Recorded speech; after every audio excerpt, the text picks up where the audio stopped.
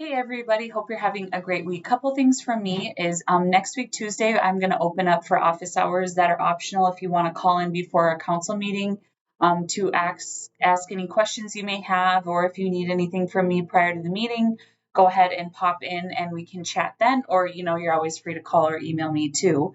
Also, the executive or leadership sign up is out there if you'd like to put your name on a slate for discussion for serving on executive committee, which is a once a month commitment, as well as the possibility of running for chair or vice chair because those terms will start October 1st.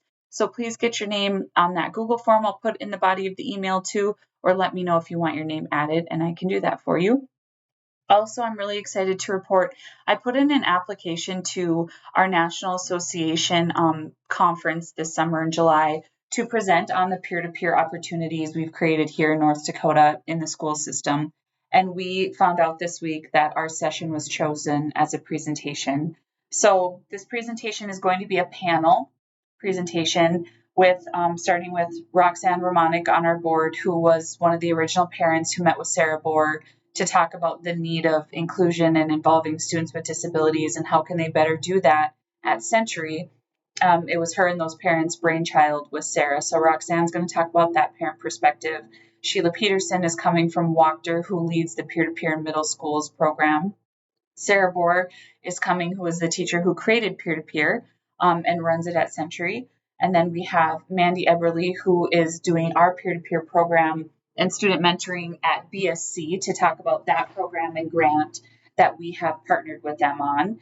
And then we have Jordan Benz, who is going to come and talk about the research we are conducting at NDSU to show peer-to-peer as a best practice. And then lastly, Lori will be in DC, Lori Garnes, for our Aging and Disability Project, and she's going to join our panel talking about how ASTEP was kind of the first model, and now the other universities that are having a model similar to peer-to-peer supports and students with disabilities accessing higher ed and what that looks like in our state now. So we're going to give kind of the big, broad perspective of how this has really helped students in our state. So I'm super excited about that. And so we're arranging that now and let you know more about that if you can tune in and watch us in July. So that will be wonderful for North Dakota. I also found out this week that our PPR was reviewed and accepted by ACL, and so that's great. That's our big annual report I have to submit every year on our activities. So that was approved and accepted with some nice comments from our reviewer about working with our DD network partners like PNA and the USED and education opportunities and our self-advocacy work. So that was really cool to see. Also, this week we had our ITAC, our technical assistance provider. We had a mini conference online. So I attended sessions for that. And we talked about a lot of things. I won't get too into it. I took a lot of notes here on it, but a lot about the president's budget. There was no proposed cuts to our program, which is wonderful in this kind of climate we're in right now. They talked about the extra funds we've received, for our public health workforce and our aging and disability and accessing of those funds, which our council has engaged in all of that extra work. Some haven't. So we are getting extra federal money. We're doing more work, of course, but that's pretty neat that we are in that pool that is choosing to take on some extra stuff. And really focusing on collaboration. ACL is really invested in councils working with independent living centers and other partners and state agencies and expanding our horizons on who we work with.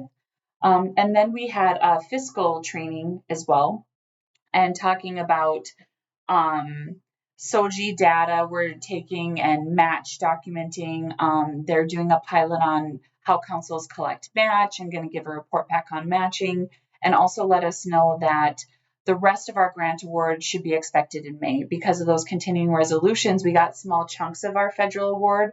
If you look at the budget snapshot, it looks like we didn't get that much money and we're expending money, but we are waiting for that last big chunk, which we should receive in May. And then just talking about there's more opportunity for more federal funds and grants to apply for concerning disability innovation, and that's kind of more education based. So I'm going to check that out. I don't know a lot about that at this time, so I'm going to have to do some research on perhaps that's something we could look to apply for perhaps for some of the peer-to-peer work we're doing or something else education related. So a lot of learning this week and catching up with our, federal funders and partners, and some good learning ahead.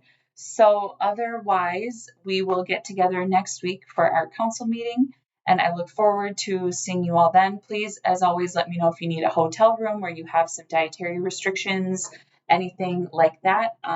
And our last thing is the executive committee had met today and talked about our informal request for proposals that are out. Once we review that with procurement and release awardees and things of that nature, we can talk more about that at our council meeting. So thank you very much.